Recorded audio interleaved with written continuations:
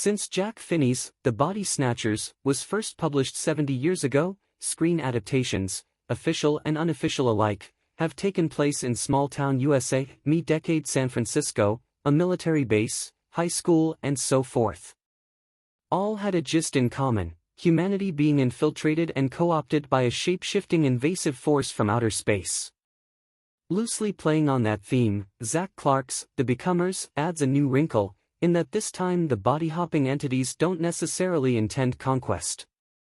They just want to coexist, peacefully.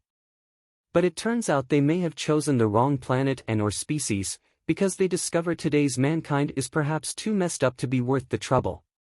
That's a good premise for the kind of sly, deadpan absurdism Clarke aims for here. But despite its fantastical hook, this episodic narrative lands short of the curiously winsome black comedy quirkiness its writer-director achieved with prior features Little Sister and White Reindeer. A sort of shaggy dog story whose appeal wanes as one gradually realizes it's unlikely to go anywhere in particular. The Becomers is equally mild as sci-fi, spoof and socio-political satire. It's off-kilter enough to catch one's attention, but in the end too underdeveloped to strongly reward it. Russell Mael of the long-running cult band Sparks commences things with voiceover narration as our nameless, genderless protagonist, relating a backstory, throughout this film's present-tense progress, of life on a dying home planet. Eventually they and their lover were selected for evacuation, traveling through the cosmos in separate travel pods. That results in the narrator landing in a forested area of Illinois, where the crashed spacecraft's pink smoke attracts a hunter, Conrad Dean, to his misfortune. He becomes the first human body occupied by said alien, staggering zombie-like to a stopped car where a woman in distress, Isabel Alamon's Francesca, is about to give birth, a considerable inconvenience for all parties concerned. Discovering to her alarm that this hopeful rescuer has glowing aquamarine eyes, she becomes vessel number 2. Learning how to pass as human, Francesca checks into a Motel 6, absorbing language and culture via the room's TV, even if the channel she watches seems to be a parroted Fox News. That process goes smoothly enough until it becomes apparent that police are searching for her. The discarded newborn has been found, and front desk clerk Jean, Frank V. Ross, grows a little too curious about this mysterious lone guest. Our hero/INE must go on the lam again, soliciting a ride from a suburban housewife, Molly Plunk, whose body and home are then usurped.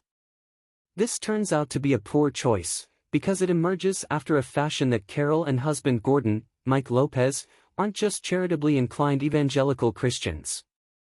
They're also fanatical conspiracy theorists in a QAnon mode who are already neck-deep in a criminal plot they think will combat a devil-worshipping elite. That greatly complicates our narrator's reunion with my lover, a neon pink-eyed changeling who turns up in one human guise, a bus driver played by Jacqueline Haas, and then switches to another.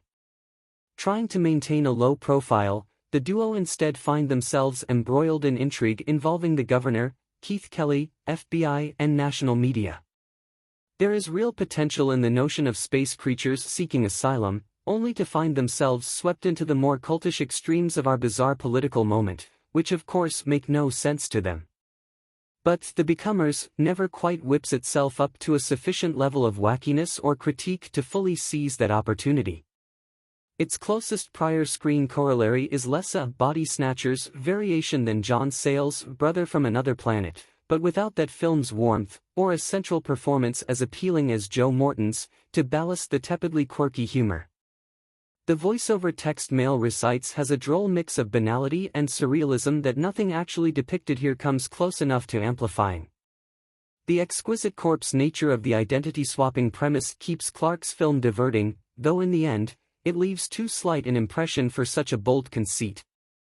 There's not enough felt emotion here to make the extraterrestrial fugitive lover's plight seem touching, as it's ultimately intended, and the social commentary elements promise more than they deliver. Competently acted and crafted, The Becomers is a clever idea that feels like it's still just being sketched out when it comes to a close. Dark Star Pictures opened the Chicago Shot Indie at NYC Cinema Village this weekend, with bookings in other cities to follow, and an on-demand launch September 24th.